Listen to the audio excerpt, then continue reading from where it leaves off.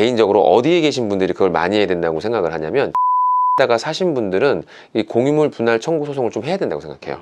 왜 그러냐면 의외로 임야가요 많이 올랐어요. 대표님하고 변호사님께서 부동산 사기 케이스, 뭐 기획부동산 사건 다뤄주시잖아요. 공유라는 개념이 부동산 구매하는 데 있어서 무조건 안 좋은 건가? 일단 우리 소유권이라는 게 있잖아요. 소유권. 어떤 물건에 대한 이건 내 거. 이런 소유권의 개념에 세 개가 있습니다. 공유, 합유, 총유. 쉽게 말해서 이제 공유는 소유자들이 여러 명이에요. 한 개 토지, 뭐 건물의 소유자가 여러 명인 거. 한 덩어리에 돼요. 근데 합유는 그 동업 관계에서의 소유 관계라고 생각하십니다. 동업 관계에서. 그걸 합유라고 그러고. 쉽게 말하면 조합에서 조합을 이루어서 갖는 것이 합유예요. 네. 조합. 그리고 마지막으로 총유가 있는데 총유는 이제 보통 종중 알죠? 종중. 교회. 절 이런 것들도. 그리고 뭐 저처럼 뭐 박씨면 뭐 밀성 박씨 뭐 몇 대 손 그분들 그렇게 가지고 있는 걸 이제 또 총유라고 이렇게 부릅니다. 뭐 교회 자산도 그렇고.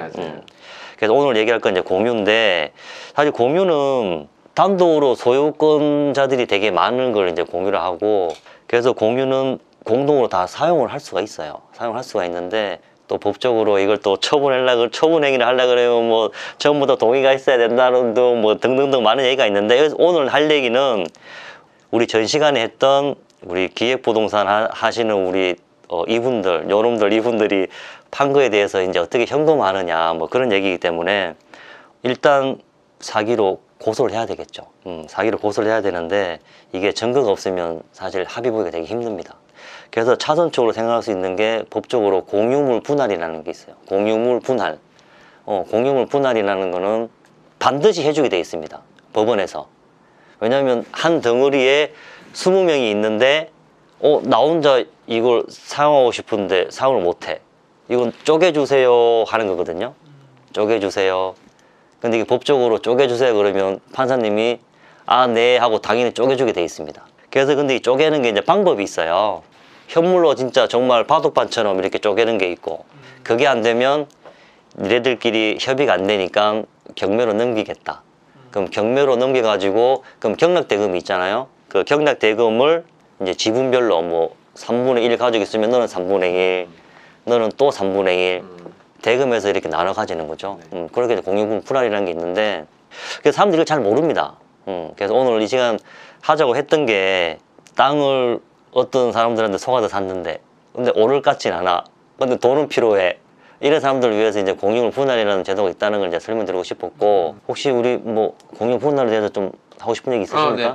그러니까 이 공유를 갖고 있는 사람들이 자기가 갖고 있는 면적의 그 많고 적음은 문제가 없어요. 아무런 상관이 없고 분할 신청을 하게 되면 법원은 아까 변호사 말씀하신 것처럼 현물 분할이 아니면 경매를 통해서 그 경락잔금을 분할 지분만큼 나눠 가져라 라고 판단을 내리는데 형식적 경매라고 합니다. 그래서 경매를 하게 되면 우리가 보통 세 가지 종류를 알 수 있는데 하나는 임의 경매라는 게 있어요. 쉽게 말하면 근저당 잡아놓고 있다가 경매 돈 안 갚으면 경매 넣는 거, 강제 경매, 채권으로 판결문 받아서 경매 넣는 거, 그리고 형식적 경매. 이거는 공유자들끼리 공유가 안 됐을 때 경매 처분해서 그 경락잔금을 나눠 가는 걸 형식적 경매라고 하는데 요즘 이 형식적 경매가 굉장히 많아졌어요. 그래서 경매도 보면은 이렇게 가로쳐 나가고 경매의 종류가 써져 있거든요. 경매의 종류가 많아졌고 우리 변호사님 말씀하시는 것처럼 그것들은 대부분 공유물 분할 청구 소송을 통해서 그 판결까지 가는 그런 사건들이고 많은 분들이 그런 것을 알고 계신데 많은 분들이 알고 계신 만큼 또 많은 분들이 모르고 계세요. 그러다 보니까 공유물 분할을 하게 되면 어떤 분은 똑같은 공유자인데도 원고가 되는 경우가 있고 피고가 되는 경우도 있어요. 그러다 보면 원하는 사람에 따라서 경매 분할을 시킬 수도 있고 때로는 이 경매 분할을 했을 때 우리는 좀 손해가 볼 것 같아. 그러면 분할을 원하는 사람의 지분을 우리가 살 수도 있습니다. 네, 이런 절차들을 조금 좀 디테일하게 좀 할 수 있는 것들이 변호사 사무실 통해서 좀 확인을 돼야 될 것이고 주로 이런 것들이 우리 변호사님 통해서 진행을 하게 되는 거죠. 그런 얘기를 좀 많이 듣는 것 같아요. 만약에 쓸모없는 땅이라면 공유로 잡혀 있는 거는 반드시 안 좋은 겁니다. 쓸모없는 땅이라면. 그런데 아주 좋은 땅이라면 우리가 공유로 갖고 있는 것은 하나의 투자 전략일 수 있어요. 그렇죠. 자본이 많지 않은 사람들 입장에서는 그러기 때문에 그런데 요즘은 기획부동산 때문에 보다 안 좋은 측면이 많이 좀 부각이 되는 거죠. 그리고 또 문제는 또 기획부동산 업체에서 산 사람들은 그 한 덩어리 땅에 막 몇십 명씩 많을 때는 막 100명 이상 몇백 명 그렇게 사니까 좀 되게 안 좋은 이미지고 좀 문제가 되는 거죠, 사실. 왜냐면 그 많은 사람들이 협의를 할 수 없으니까. 만약에 막 몇백 명이 샀는데 그 중에 한 명만 소송 걸어도 소송이 됩니다. 할 수 있는 거예요. 예. 그럼 집단으로 안 해요. 그렇죠. 그러면. 지금 제가 하고 있는 것도 원고 한 명에 피고가 120 몇 명이라서 송달하는 데만 막 엄청나게 오래 걸리고 막 그런 거죠. 할 수 있어요. 아, 그러다 이제 법원에서 전화 오죠. 피고가 120 몇 명인데 우리가 뭐 80명만 선임했어. 송달을 위해서 변호사님 제발 나머지 분들 선임 좀 부탁드립니다. 그래서 그래서 보통 뭐 이렇게 뭐 20명, 이렇게 뭐 몇십 명, 몇백 명 이렇게 되면 이해관계 틀리니까 이제 분할 소송을 제기하면 다른 쪽에서는 합의하려고 하고. 그렇죠. 합의하려고 하는 경우도 많죠. 왜냐면 자기는 장기 투자라고 이렇게 산 사람들이 있으니까. 그런 경우가 많아요. 근데 제가 봤을 때 다 그냥 파는 게 맞습니다, 사실. 안 오릅니다, 10년이 지나도. 이게 안 올랐다고 하는 땅들은 보통 이제 이런 식으로 산 땅입니다. 보통 이 땅 자체가 이제 개발된다고 한 게 아니고 주변에 개발되니까 이 땅도 오를 것이다. 그래서 이 땅을 샀는데 사실 이 땅 자체만 놓고 보면은 개발 가능성이 거의 희박하거든요. 그래서 이 땅 자체가 이제 오를 거라고 이렇게 사는 사람들이 주의해야 될 게, 그럼 이 땅 자체는 좀 개발 가능성이 있을까? 그건 뭐 경사도도 봐야 되고 볼 게 몇 가지 있죠. 그런 땅을 샀다 그러면 뭐 몇 년 후에는 당연히 오르겠죠. 기본적으로 도로가 좀 붙어 있고 인근에 개발 호재가 좀 있으면 어느 정도는 가격 올라가는 건 너무 당연한 사실이에요. 그런데 기획부동산을 살 때 시세보다 너무 비싸게 사니까 그게 가장 큰 문제인 것 같아요. 그러니까 제가 생각할 때 시세보다 한 2배 정도만 비싸게 사도 그건 나쁘지 않다고 생각해요. 시세 2배 정도만 사도 좋은 호재들이 있는 건 사실이니까. 그런데 좋은 호재가 있는데 꼭대기 산을 팔았다. 이건 안 되는 거야. 좋은 호재가 있는데 이게 보통 우리 의뢰인이었던 피해자분들이 막 6배, 7배 이렇게 사는 경우 너무 비싸게 사니까 세월이 10년이 흘러도 그 가격 맞추는 게 참 좀 안타까운 것 같아. 그래서 뭐 오늘 이렇게 요 내용으로 찍는 주된 이유는 이제 사기로 피해를 입었다고 하시는 분들이 현금할 수 있는 방법을 알려드리는 거니까 공유물 분할 소송이라는 게 있다는 걸 좀 참고했으면 좋겠고. 농사지을 거 아닌 사람들은 사실상 소송밖에 답이 없겠네요. 그렇죠. 대신 이제 그거는 좀 감수해야 됩니다. 이게 경매 분할로 가면 아시다시피 이제 경매가는 시세보다 조금 낮게 낙찰이 되니까 그런 손해를 좀 감수를 하긴 해야 되는데 근데 그렇게 큰 차이가 많이 없어요, 예전보다.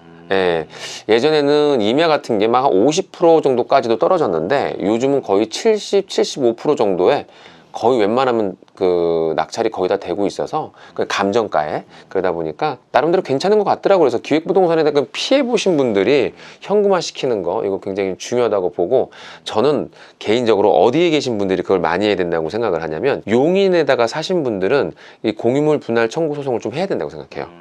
왜 그러냐면 의외로 용인의 임야가요 많이 올랐어요.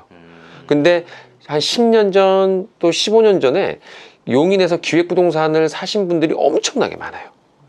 대부분 처인구가 대부분이거든요. 네.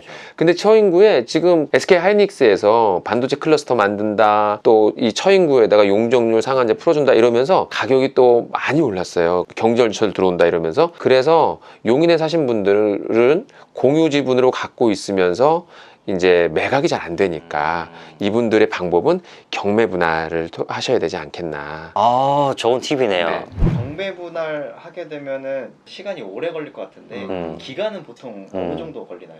이 법리적으로 이렇게 막 시간이 걸리는 것보다 워낙 이 공유자들이 많다 보니까 송달하는데 시간이 엄청 많이 걸립니다. 송달하는데.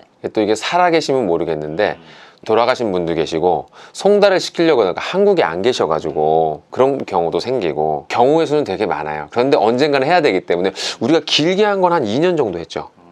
2년 정도 했던 것 같아요. 이게 송달 시키는데 좀 힘들어서 그렇지 송달만 되면 이게 뭐 변론기는 한 3번 정도만 하면 끝낼 수 있는 사건이니까 송달만 빨리 되면 그렇게 오래 걸리진 않습니다. 근데 보통 한 1년 정도는 생각하시면 워낙 사람들이 많으니까.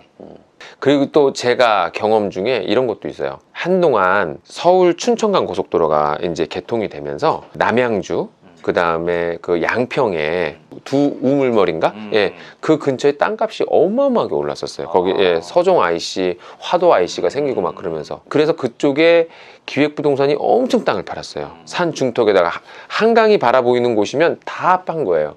근데 결국엔 접근이 불가능해요. 예, 그래서 또 그것도 피해로 또 그러니까 이게 시대마다 큰 도로가 뚫리거나 할 때마다 그런 이슈들이 좀 있거든요. 그런데 그럴 때 꼭 고민해야 될 것이 뭐냐면 사람이 못 들어가는 곳은 사면 안 됩니다. 사면 안 돼요. 예, 접근할 수 있는 곳을 사야죠. 예. 변호사님, 우리가 다음번엔 그것도 한번 했으면 좋겠어요. 그 농지를 투자처로 생각하시는 분들한테 지금 일침을 놓는 일을 일침. 네. 그런 것들은 조금 좀 있어야 되지 않을까. 아유 뭐 돈 벌려고 하시는 분들이니까 뭐 일침보다는 뭐 주의사항. 아, 그렇죠. 경찰서에서 연락 왔을 때 어디로? 거목으로.